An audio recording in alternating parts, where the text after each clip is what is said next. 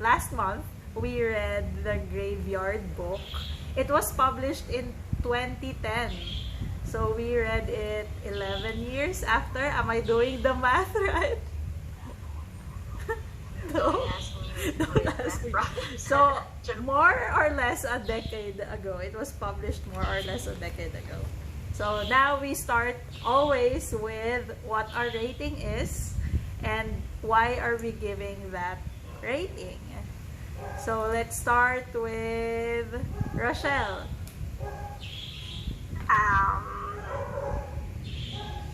4, I guess, because, well, I only give 5 if it's really satisfying for me. I give 4, but then I can say that it was good.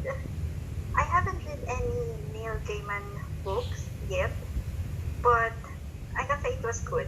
It's like, well, it's funny because the setting isn't very specific, but then I keep on imagining things like the first scene. It was like I was imagining Harry Potter. Yes. And then the second one, when the baby is crawling onto the graveyard, it was like I was thinking of Boss Baby. I was imagining things like that because I'm really thinking it's not, the setting was not really specific, but it's good. It's really good for me. Okay, so how about you, Lalo? What's your rating and why are you giving that rating? For me, this book really felt like fresh air, you know. After reading the previous books, I really enjoyed it. I really enjoyed the time in which we chose that book, and I would give it a 4.5 out of 5. It was great. It was great. I really liked it. I liked it because of the different topics that it covers. As Rochelle mentioned, yeah, at some points it felt like as I was reading the Harry Potter book, diba? And it was nice, and yeah, I really recommend it. It was a very nice reading. It was a very nice book. Very easy to read, very easy Yes. to follow. How about you, Janelle? Ay, Hello. wow. Wow. So I'm gonna give it not sure a 4 or 4.5 because it's the first time that I read the book just in 2 sittings. So yeah, so it got me really interested on how it's gonna pan out. So I kept on continuing, and also in the end, I like the twists. Yes. And yeah, I like ano kasi ano ba siya? It's not sci-fi. It's Fantasy? Fantasy? fantasy. Yeah, yun lang. 2 sittings, so that's like 4 hours each. Wow. Wow. A Marvel movie length. How about you, Jackie? I really like the book. I've read it before, but it was Yeah, I remember a long time you ago. said it's your favorite book, right? Yeah, my favorite Neil Gaiman book. Gaiman, I'm not sure. But I'm quite biased, so I'll give it a 5 out of 5. But I really liked it because listening to it the second time, I read it the first time, and for our assignment this month, I listened to the audiobook. I guess when you get older, you really do get wiser because there are some parts that hit me differently, especially I guess the ending. But yeah, I agree with everything you said. It will remind you really of Harry Potter, but in a different way.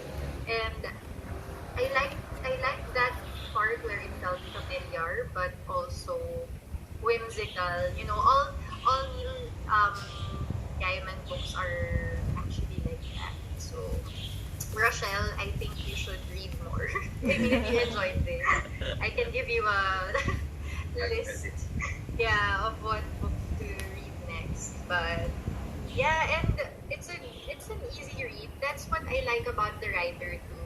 It's that he really writes ano ba, like easy for the readers to follow. Like it's like PG from kids to adults. Like you can understand it. So yeah, I'll give it a 5 out of 5. Wait. Okay, so Wow. there's this line in the book. What did they say? A graveyard is not normally a democracy. It was when they were talking about if they will keep Bud or not when he was a baby. So the line was, a graveyard is not normally a democracy, and yet death is the greatest democracy. It was just in the beginning of the book. So the question is, how is death the greatest democracy? What's the relationship between death and life? The dead and the living? How, well, yeah, how is dying the greatest democracy of them all? So let's have Rochelle. Yes. Well, for me, simply because dying, well, you'll end up in death, of course, and you don't have any choice. So it's like, okay, it's democracy, like, you don't have any choice, you'll just end up into the grave. So it's just like that. Simple, just because you don't have any choice. How about you, Lalo? For me, basically because we all will die eventually, and we cannot choose when, we cannot choose how. And I think it talks about democracy because even if you're super poor or if you're super rich, you cannot run away from death. I always remember this example with Steve Jobs, right? The founder of Apple. He was super rich, but he died at a very young age because of a cancer. Even though he was super rich, he was a multimillionaire, he couldn't run away from death, correct? He ended up dying. And yeah, I agree with that line basically because it's real, it's true. We all are going to die, and we don't know how. It could be because of a pandemic, or a silly accident, or someone will kill us, right? Just like Bob's family. We don't really know, and yeah, it's almost like a lottery. That's why, yeah, that's what I think. And democracy is like people having equal rights and everything. So it's equal. The word is equal. Correct. I could die. This guy could die. You don't have it doesn't care if you're rich or poor or popular or not. Everyone is equal with it when we talk about death. So how about you, Janelle? Okay, so it's democracy. Everyone is free. They have freedom, right? Yes. It's the greatest democracy. There's a system, there's freedom, but it's governed by one system, which is governed by God. So only God chooses, when you will die. God chooses your fate, and you have no control over it. But yet, I think like you're still free. I guess what I'm trying to say is when you die, God decided on your death. But once you're already dead, like, bahala ka rin sa buhay mo. I mean, you can pretty much do whatever you want. That's what I think. How about you, Jackie? The advantage of being called last, I can combine all your answers in Japan. No, but I agree with everything you said.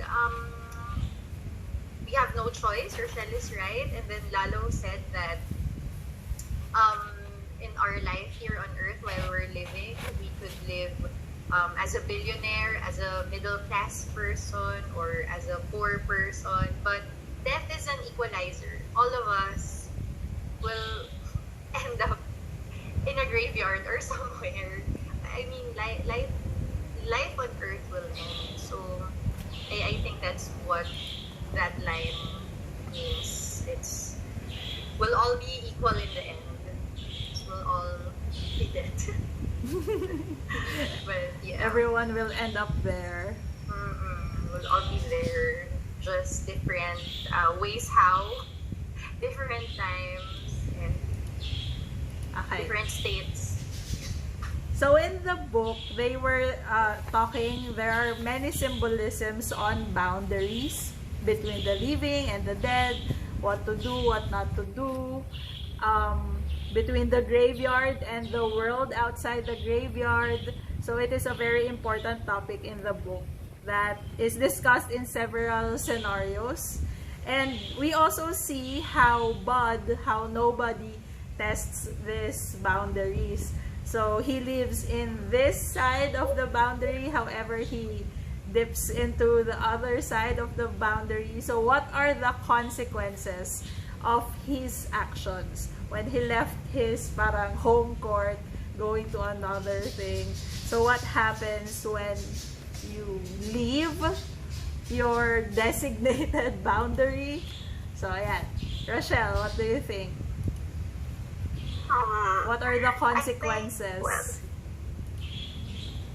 Consequences morally negative, I think, because you're not even aware of what's outside, especially because Bod, right? Yeah, Yes, no, yes. Bod. Bod has his life in graveyard, so he really has no idea how those people outside live their own. He has no idea the attitude of those people outside, so he don't know what would be the consequence of what he will be doing. Like what happened when he was in the school. So he was not aware that if ever he would be entangled or be involved in just a simple misunderstanding, it would be a great thing. It would be a bad impact on his own. So it would be like for me it's a negative impact, a negative one. Yeah. Everything that happened to him. How about you, Lalo? This is interesting. Why? Because yes, as you mentioned before, the boundaries were tested or appeared symbolically many times along the book, and the consequence is basically it's because when Bod tested them, he was in danger. Why? Because he was basically outside the comfort zone or the safe zone, safe space, and the ghost and the dead could not help him, basically because they were not allowed to leave that boundary as well. And when that happened, of course, he had to face difficult circumstances, especially because he wasn't a normal human being, correct? Especially living with the dead or with the ghosts. Of course, he was put in a very special situation, or different situation. And additionally, he's young, he's curious, and he wants to explore. That's another thing. That's another thing that really caught my attention, and it's that it's very difficult to go against humans' curiosity, right? Of course, curiosity killed the cat. If you want to be curious and you know that you shouldn't cross that boundary, you have to be ready to face the consequences. Most of the times they're going to be negative consequences. Luckily, he paid attention to the teacher and he was able to call for assistance, and many times when the bad things happen, everything was somehow good for him. But yes, that's the problem with boundaries. When you cross a boundary that you know that you shouldn't cross, of course, you need to be ready for the consequences. Yes. How about you, Janelle? The question was, what were the dangers if he went outside of the graveyard? Yes. What were the consequences?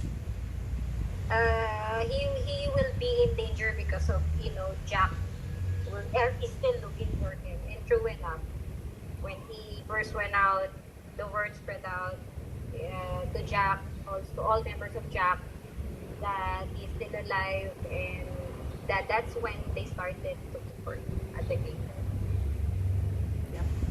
How about you, Jackie? Yeah, he's just a kid.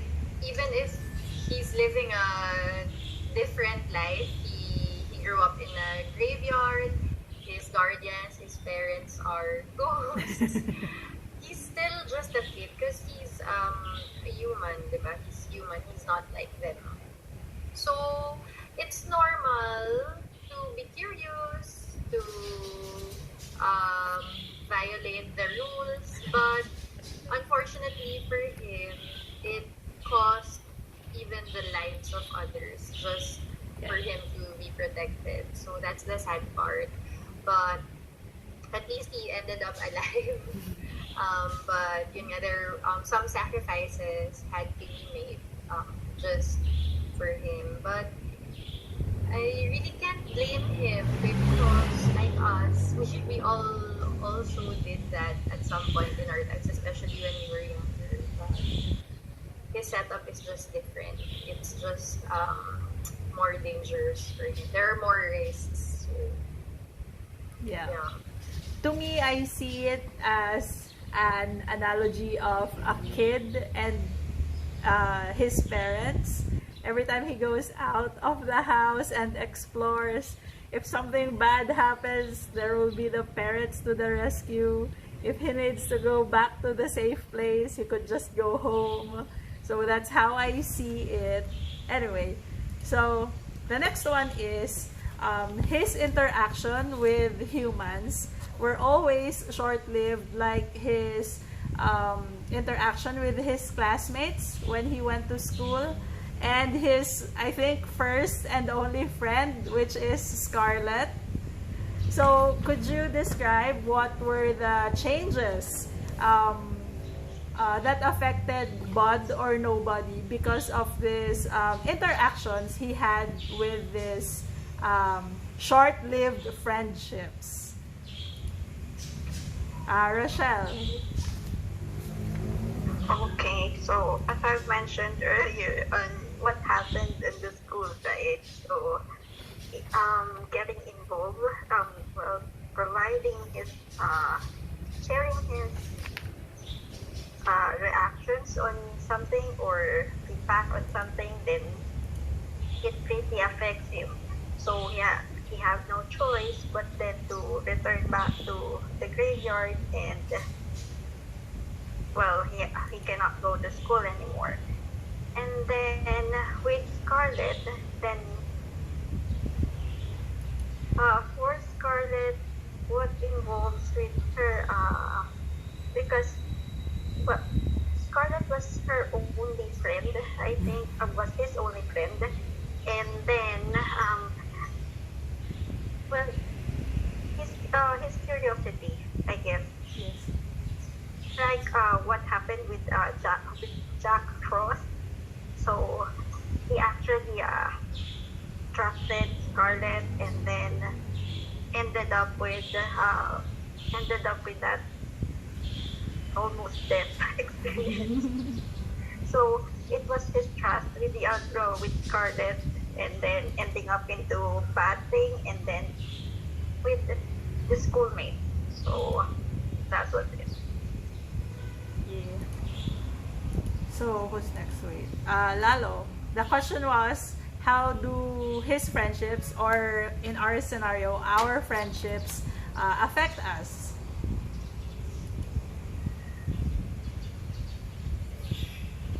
Well, in his situation, it's sad because the first time the friendship with Scarlett did not end because of a fight or an argument. It ended up because of their parents moving, right? It was an external factor. They were okay, she was okay. And even though her mom told her that he was like an imaginary Imaginary. friend, she knew he was real, correct? And that's the sad part. Uh, Probably because the friendships ended due to external factors. The same with the bullies. I mean, he went to school because he was curious and he wanted to learn, but then he had to face reality and he had to deal with people he didn't feel comfortable with. At some point, we all experienced that in our lives, and of course, he wanted to scare them so that they would stop bothering him. But it wasn't a good idea. Yeah, that also happens in real life. Yes, yes. Also, it happened to me a lot, many times, right? But of course, these experiences helped him to maybe appreciate the graveyard a little bit more and to appreciate the companionship that he was having. And he did not feel alone at all. Yeah. And Oh, I even just though he was realized you alone- moved boundaries as well. Exactly. But yeah, he wasn't alone because he still had his guardian and he had the werewolf lady. So yeah, the Hound of God. So I think those experiences helped him to understand and appreciate his situation more, and to and be more conscious about the boundaries.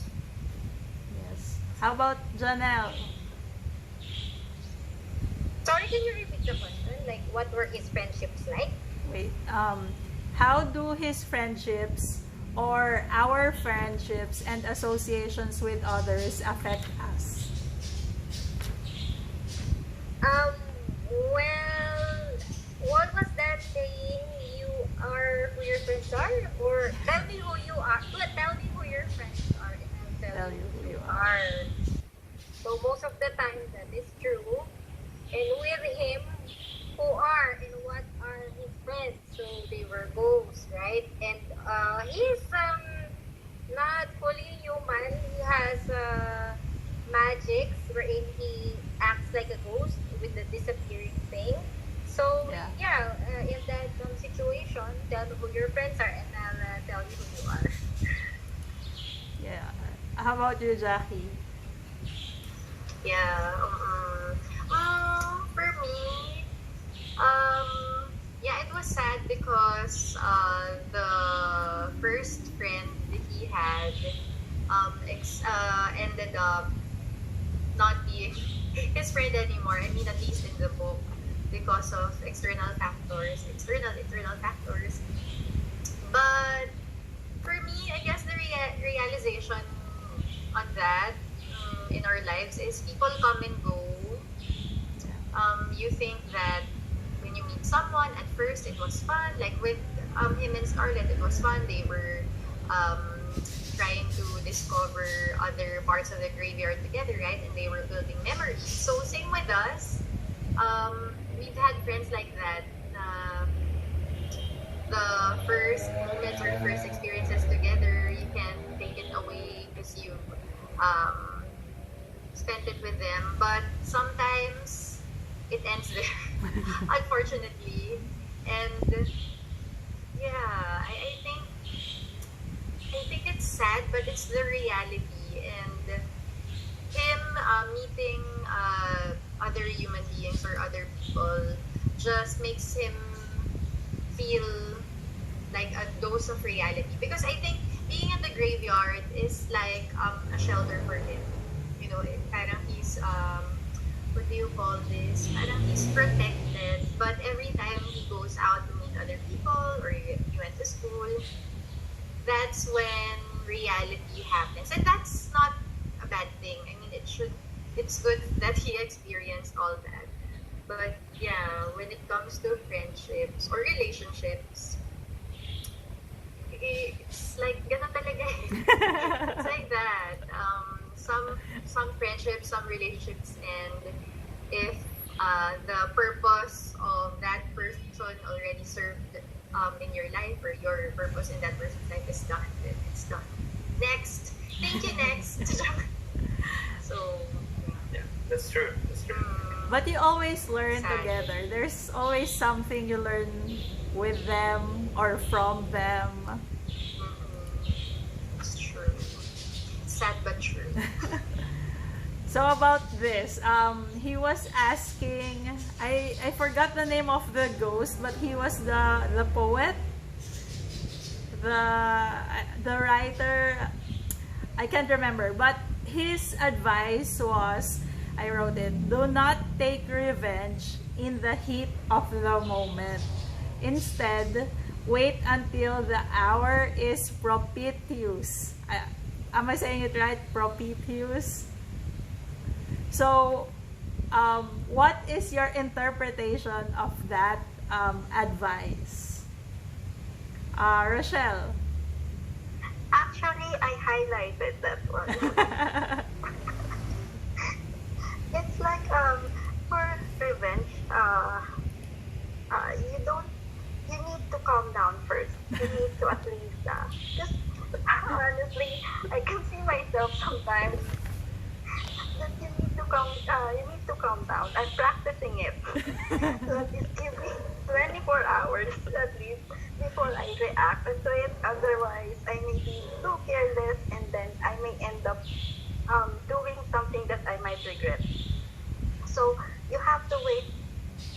Or also, you have. I can also interpret it as for revenge. You have to wait for the perfect moment. Like, okay, I won't do it. No, I won't do it yet. If ever in Yep. case tomorrow I'll still be mad, then perhaps that person deserve my revenge. And let me wait for the perfect timing so it would be the perfect revenge for him or her. Just Okay. crazy, but I really highlighted that one. Same. Because it relates to me and what I did in the very recent past. Anyway, so Lalo, how about you?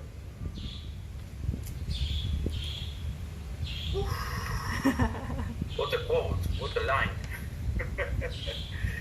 What can I say? Well, it's not easy, but it's the best thing to do. Why?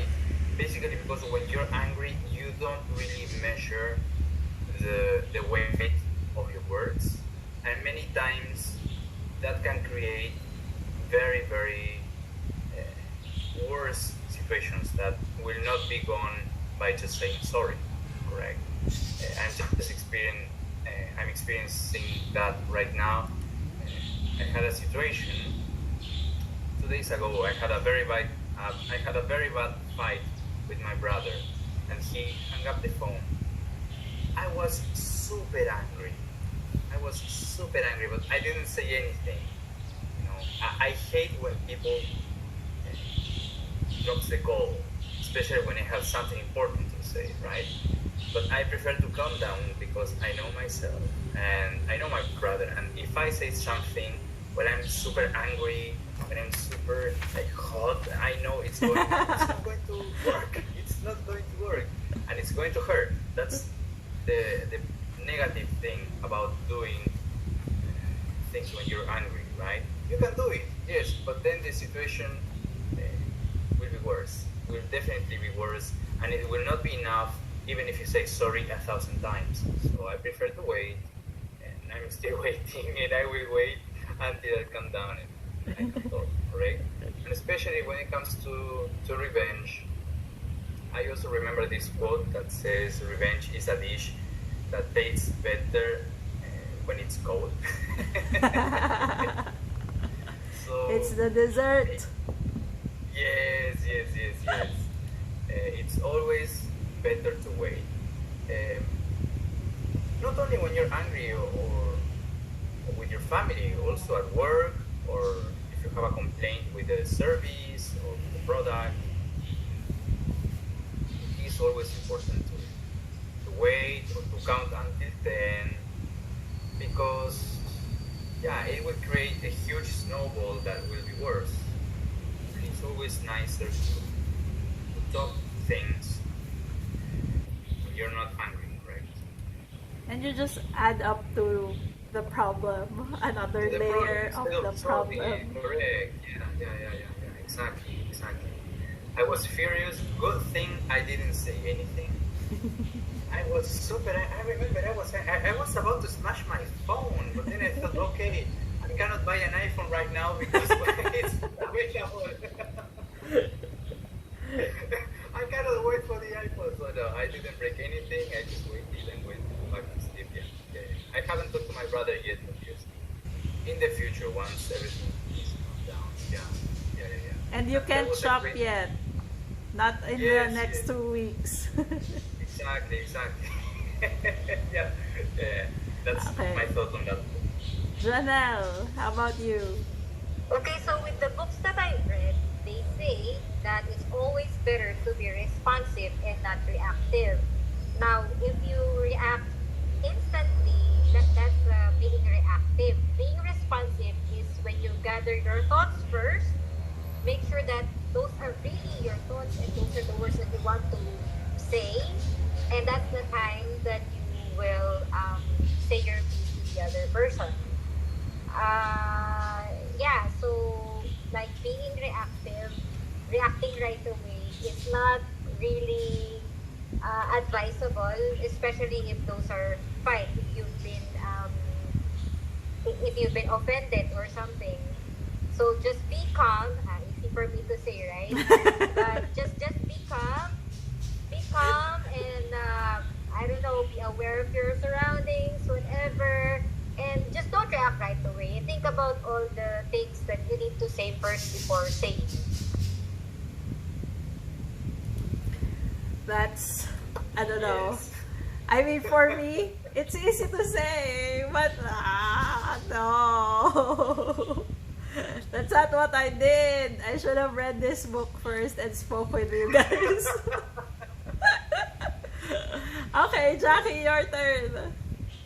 It's okay, we've all been there.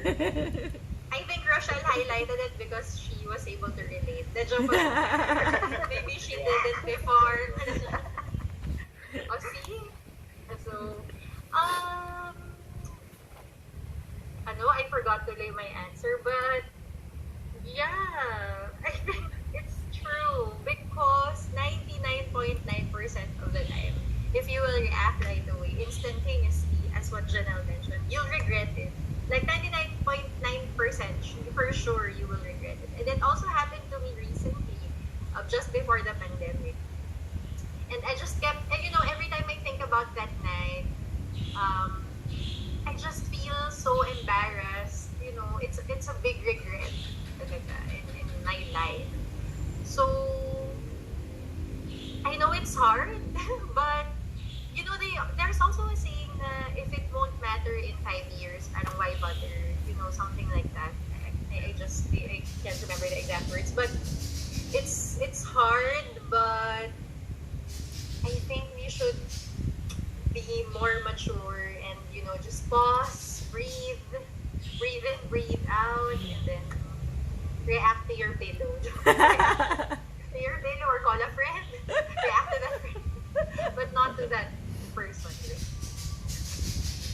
It's really true, no?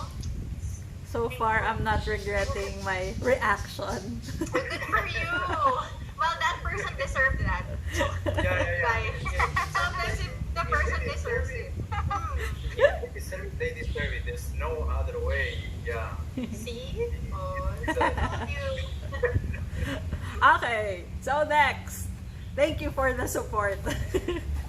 So, at the end of the book, near the end of the book, before Mrs. Owens said goodbye to Bud, she sang this lullaby. The last part of the lullaby, she was singing to Bud when he was a baby. So, remember on the first part of the book, she cannot remember the ending of the song. But at the closing of the novel, she remembered the ending and she sang it to Bud before Bud left the graveyard. So this is the line of the song. And again, this is another question of your interpretation. The line of the song was, face your life, its pain, its pleasure, leave no path untaken. So what is your interpretation of that last line of her lullaby to Bud? So the line again is, face your life, its pain, its pleasure, leave no path untaken. Rochelle. Why do you keep on saying those things I highlighted? Well, that one actually, I was thinking of, it's thoughtful that you remembered those last lines of the song exactly. When it's like asking, she's asking God to enjoy your life, and if ever in case, well, it's not God cannot avoid any negativities or like that.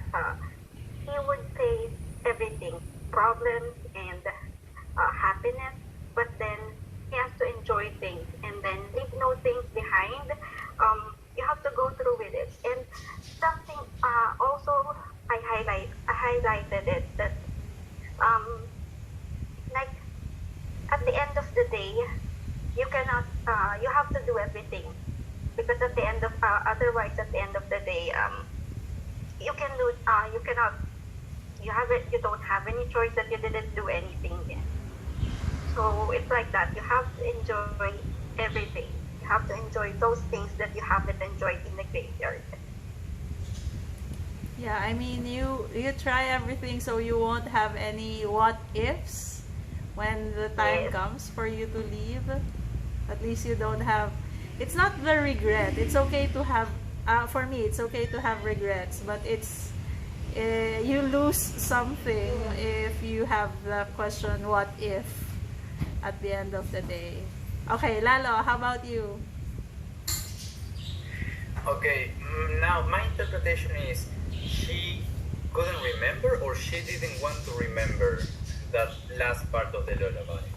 Because as Rochelle mentioned earlier, yes, it's like a cliche, right?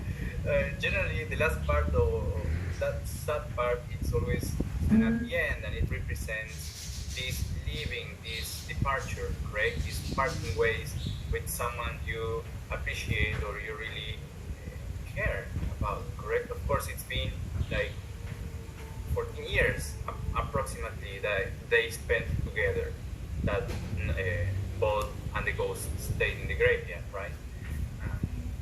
Yeah, of course they would have, they developed feelings, and yeah, they were comfortable with each other, etc.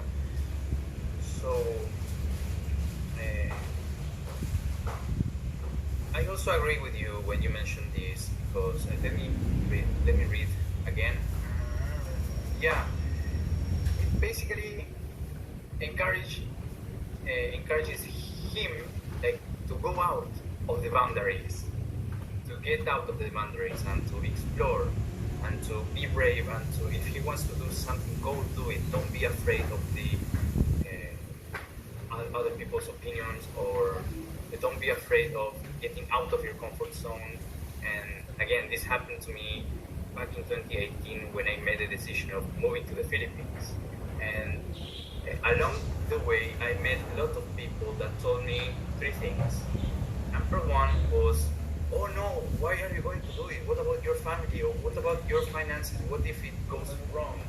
Number two, yes, go for it. You're young, you're brave, you can do it, and you're intelligent.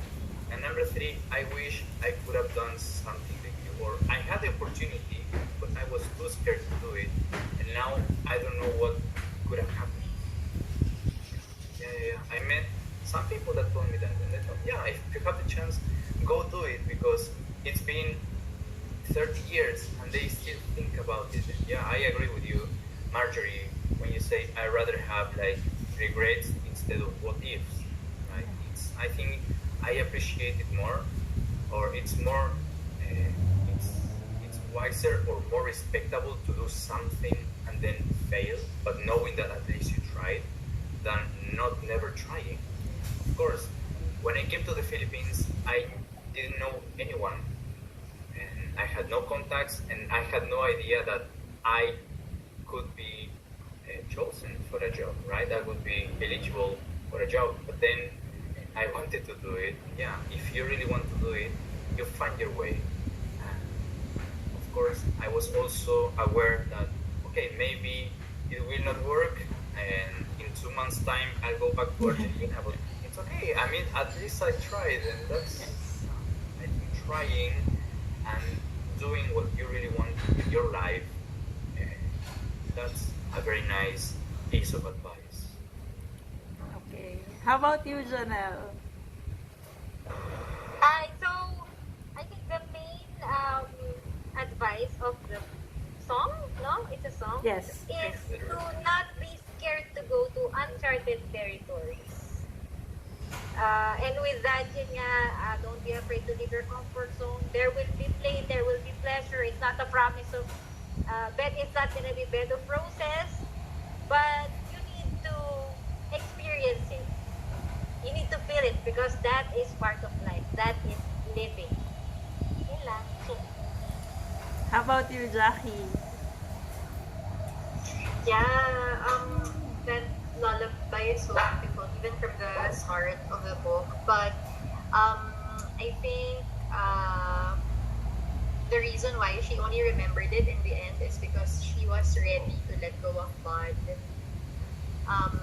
At first, syempre, Bud is just a little baby, a little boy that they think that he's so fragile. Jack is after him.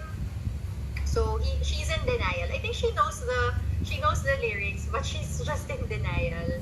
So towards the end of the book, or their lives together in the graveyard, she's now ready to let him go because at some point Bud will really have to leave and live his living life. I mean, he's not a 100% ghost like them anyway. So yeah, it's sad, but I think in reality, even our parents also say this to us, not just in these exact words, but deep inside, they also say this to us mentally, or when they pray at night, maybe when they talk to us at night, in their dreams, or whatever, that, yeah, face your life, it's pain, it's pleasures, that kind of thing. So, it's the reality of growing up and parting ways with, could be your family, diba? Your brothers, sisters, your parents, because you need to live your own life. And totoo, it's really true na it's better to have regrets than what ifs, because the what if sticks with you. Yes. Like even Yes. even 10, 20 years after, you still have that. But the regret, it's just a moment. I should not have done that. But okay. But the what if sticks with you. You can learn about your mistake. Yeah, that's true. But the what if, you never know. It's just there. You think of it longer, the what ifs than the regrets. So, yeah. So there are repeating themes in the book. We circle back. They encourage him to, what's the line again? Don't leave a path untaken. But then the story has this theme in boundaries, right? So do you cross it? Do you not cross it? I thought you were saying do not leave a path untaken, but we're talking about boundaries and the consequences of what you do when you leave the boundaries. So there. Anyway, so that concludes our discussion. I sound like a teacher. I just came from a class. So yeah, of the Graveyard Book. I was gonna ask what's the reason why it's called a Graveyard Book? Where's the book in the story? An open question to anyone. Because I don't know. I personally don't know. Why is it called Graveyard Book? I was waiting for like a manual or something on how to dig graves, or I don't know. So where is the book in the story? That's my question. Again, I don't know the answer. It's just I was curious. I was waiting for something to come up in the story to tell me why the book is called The Graveyard Book. From what I know, Silas gave me books. I think he has books hidden in the mausoleum. Ah, okay. I think that he has books there. That's where the books are. So that's the what? It's the main character. Why did he chose that as the title, right? I mean, he did use it, but not all the time, I guess. Ah, he was learning how to read in the first How to part. read, and the languages, and how to ask for help in different languages. And even when the werewolf teacher came, they were using books. Okay. Correct. And he used it for entertainment. Yeah, okay. Exactly. Fine. The book is always there. Yeah. Okay, Jackie, your turn to share the next books. Okay, so wait, because I'm thinking there's just the three of us right now. What if the vote will be are you gonna break the tie? No, there are 4. Right? I'm counting 4. Yeah, oh my god, I did not count myself. I was looking at Chanel, Lalo, and Rochelle. So, paano kaya? Oh, okay. Oh, nga, there's 4 of us. Okay, so, sige, let's do the voting. So, wait, let me just open. Wait, I closed the PowerPoint. But it's October, so we're gonna tackle some dark themes for this month. Spooktober. About abuse, different kinds of abuse, substance abuse, or child abuse. Let me open my PowerPoint. So the others who aren't here don't have a choice. No, okay. Let's pick the hardest one. I was thinking instead of fantastical horror stories, why don't we read about the real horror stories? That's true. So these are the suggestions I gave to Jackie. Okay, wait, let me. There's my PowerPoint.